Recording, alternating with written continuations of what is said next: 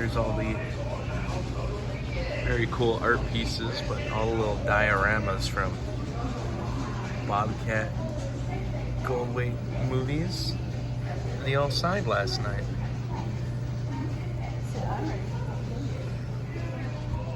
I'll take you home before the sun goes down. I won't leave you in darkness all alone. But what about Zach, Ren? What if we can't find him? He's probably scared all alone. Only that he won't find you. Ren, you and Ashley are the only real friends I've ever had. The only ones who've ever understood me. You know, there are a lot of things I think about, but there's no one to share them with. Not my teachers, not my parents, no one. Except you, Ren Lazar. And up until now, Ashley. Why do you think people have a hard time understanding you?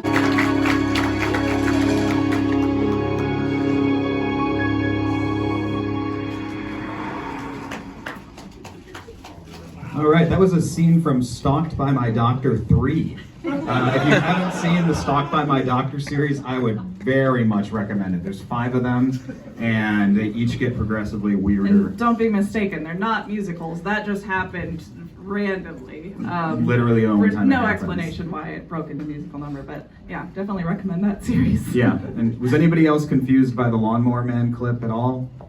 Anybody? It's just so, that was actually from the director's cut.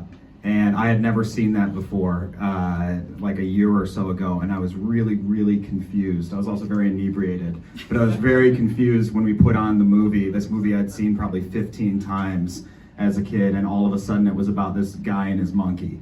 And there's at least like 45, 50 minutes, like the beginning is totally different. It's not the Lawnmower Man you know. I would definitely check it out. It's really weird, especially if you know the original Lawnmower Man.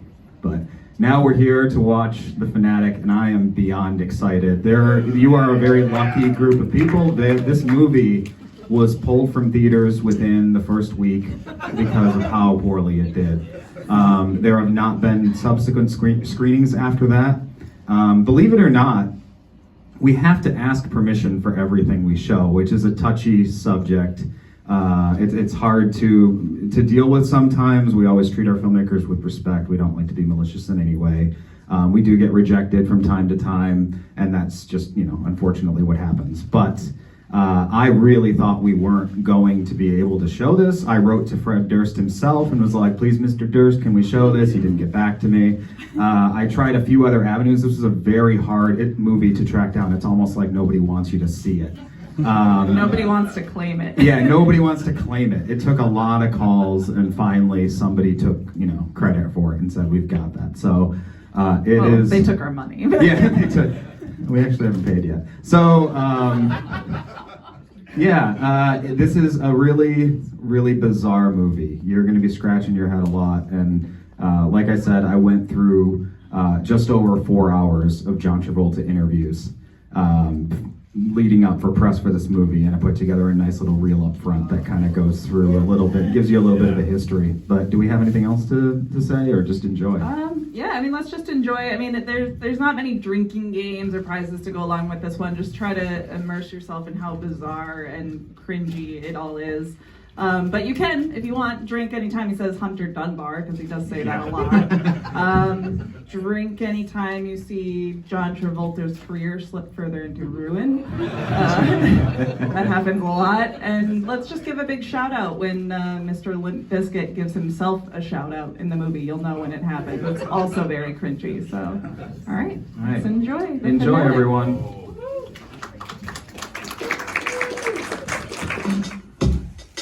Before I even say his name, let's just list some credits here. We've got Saturday Night Fever, Carrie, Grease, Blowout, Look Who's Talking, Pulp Fiction, Broken Arrow, Face Off, Get Shorty, Hairspray, The Thin Red Line, Savages, The Taking of Pelham 1, 2, 3, and now The Fanatic.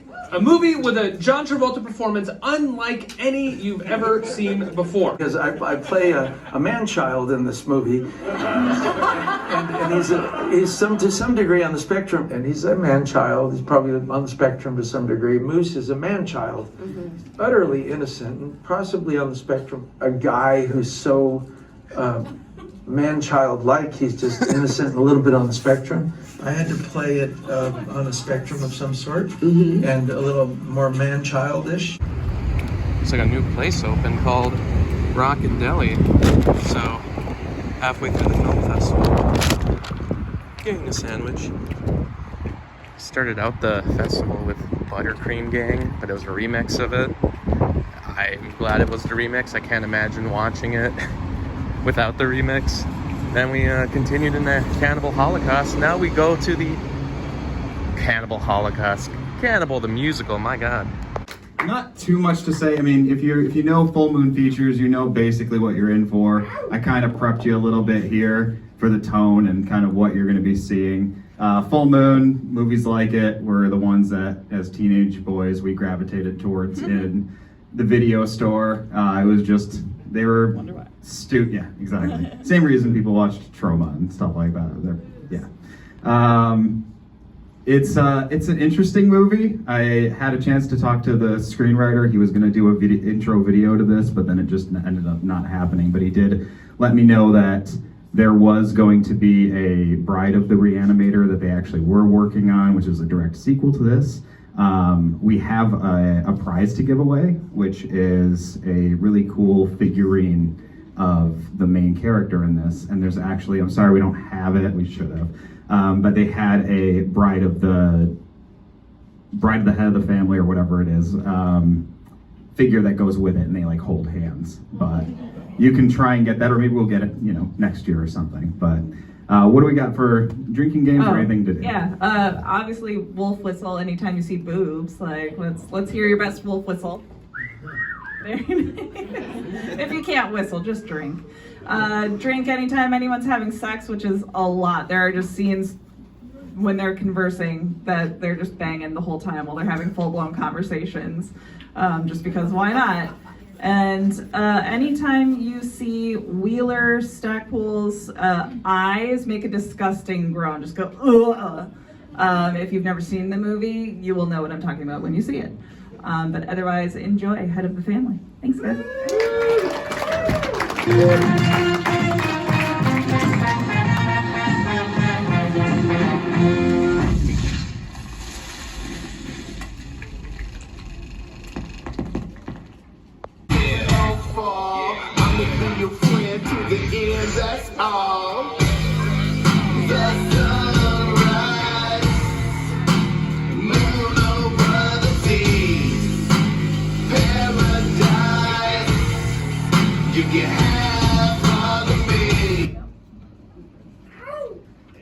All right, let's get started. So this is our partnership screening. Last year we partnered with the Twin Ports Horror Society with Corey back there, who showed us Class of Handsome Bride 2. And this year our partnership is with Left of Skeptic podcast. So you're down, you can intro your movie. Are they here? Where are you? All right, stand up, come on down.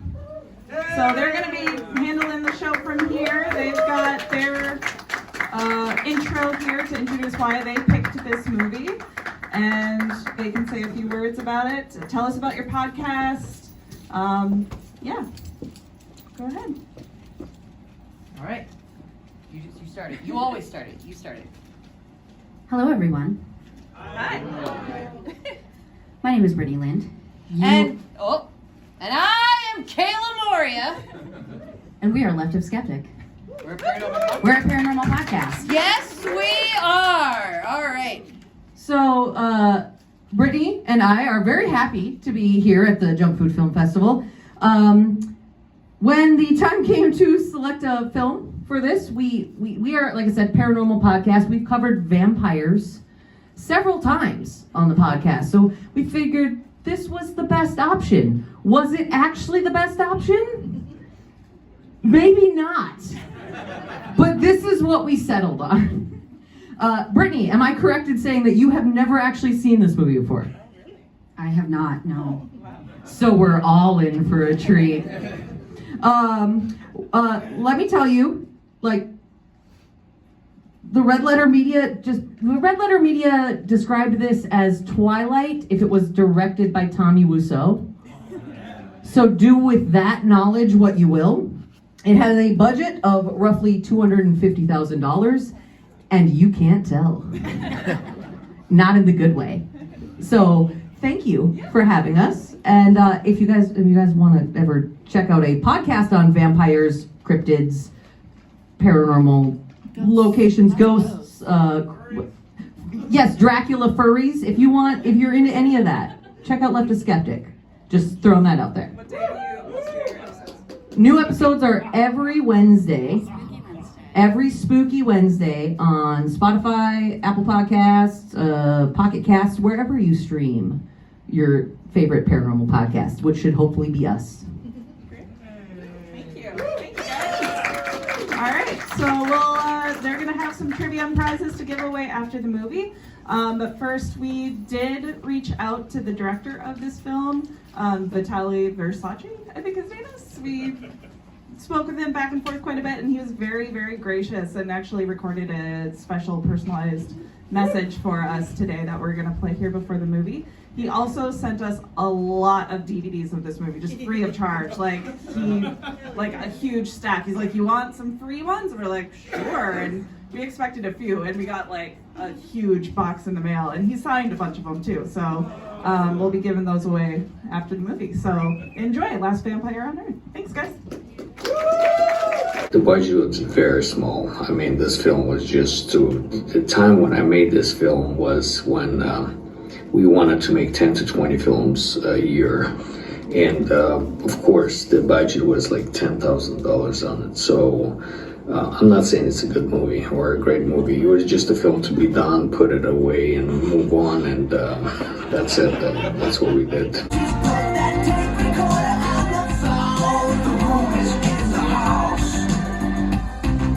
Grab your tits. The room is in the house. Say what? Grab your tits.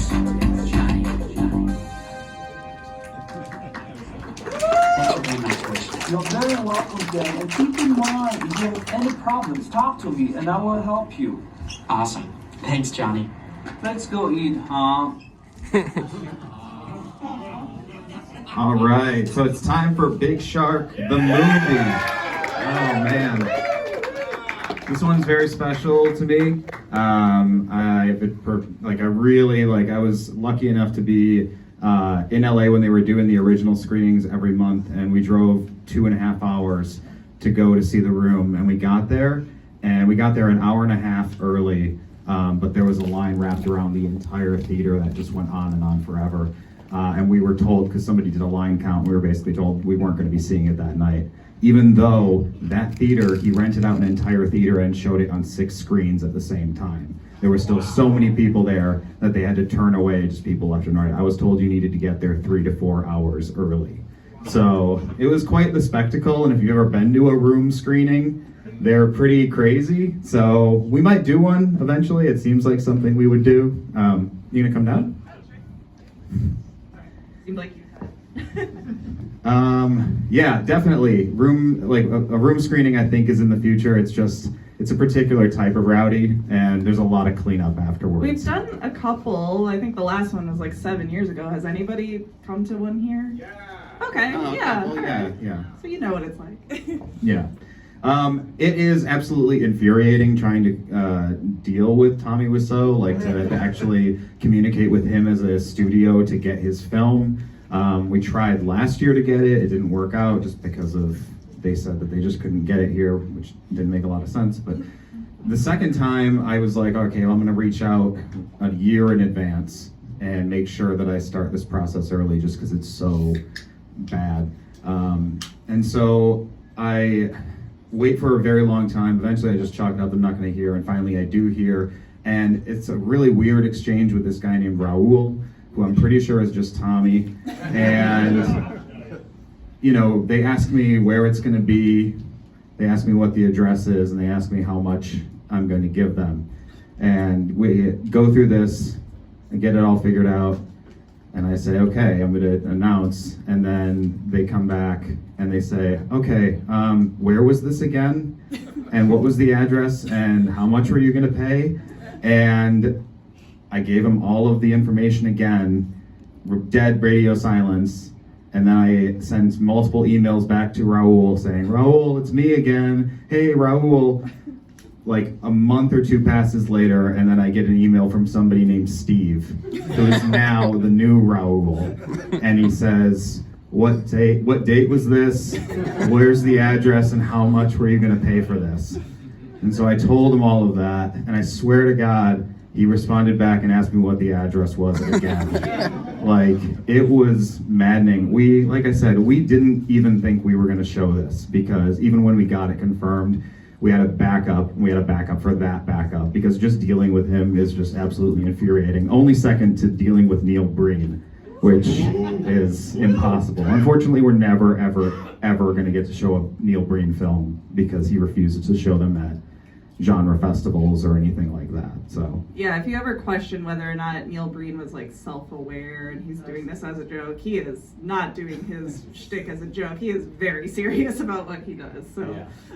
And equally confusing in his responses and communication. Yeah. But we're here to watch Big Shark tonight. It's really exciting when Tommy releases something. There really hasn't been much since The Room. Obviously, you saw The Neighbors, which was his television project, which was on Hulu for a little bit and then got pulled. There's a couple seasons of it. It's really excruciating. Like, I know that was that clip, the title sequence with the dinosaur and everything plays at least 10 to 15 times per episode. It's the transition between every single scene, and sometimes the scenes are only like 10 or 20 seconds long. So you see that, and he doesn't like shorten it. It's the same every single time.